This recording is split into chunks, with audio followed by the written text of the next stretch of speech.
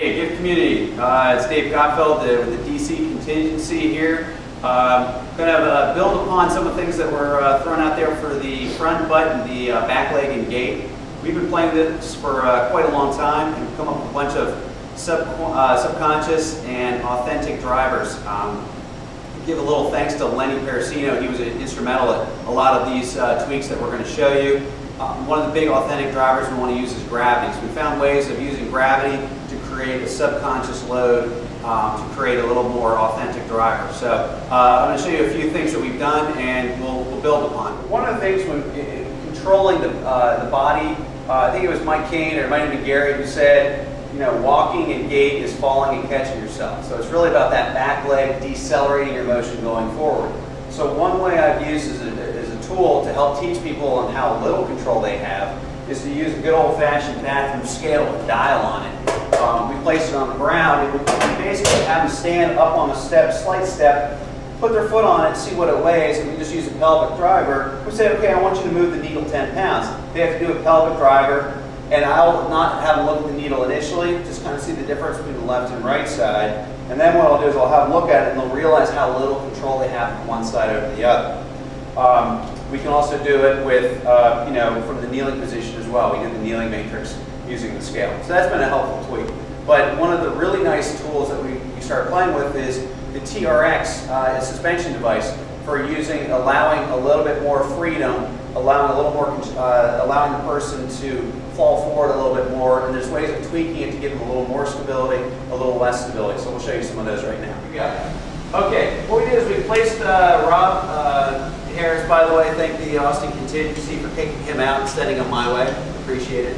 But what we're going to do here is by using a TRX suspension device, we get some instability in that front leg. I use this as an assessment tool to see what they control or what they can control and see how much range they can actually truly control. But the nice thing about doing it in the squat cage is you have fingertip touches on both sides to give them some stability initially. Have them do just a nice easy pelvic drive forward and back, see what they can control, see where the motion's occurring, and then we can slowly take away stability. You can do one fingertip hold. And the thing I really like about the TRX is the fact that we're getting a nice eccentric load at the hip flexors and some of the adductors here. The only way he can bring himself back is to pull that hip flexor to get him back. That front leg really cannot help at all. So that's a really nice tool. But then what we can do is the advanced progression is start adding the arm drivers in there. So go ahead and do some rotational reaches. And you can see what kind of lengthening and eccentric load we're getting in the hip flexors there, really tweaking it nicely. Obviously we can play with different tweaks by bringing his back foot out wider, adding a little more frontal plane in there. Get a little more lateral translation of the pelvis.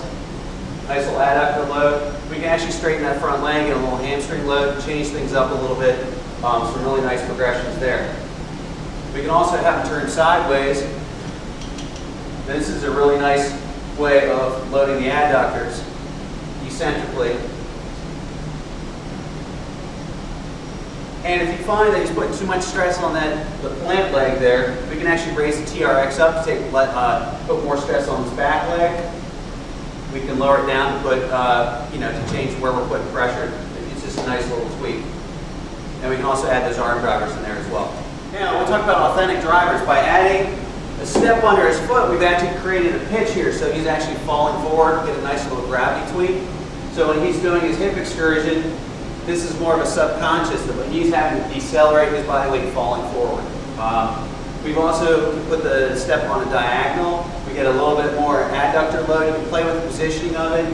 You can turn it all the way sideways. You can have it come, you know, truly sagittal plane, truly frontal plane, or you can go in between to get kind of a diagonal load in there, which is a really nice effect. And then you can also add those arm drivers, which is really helpful.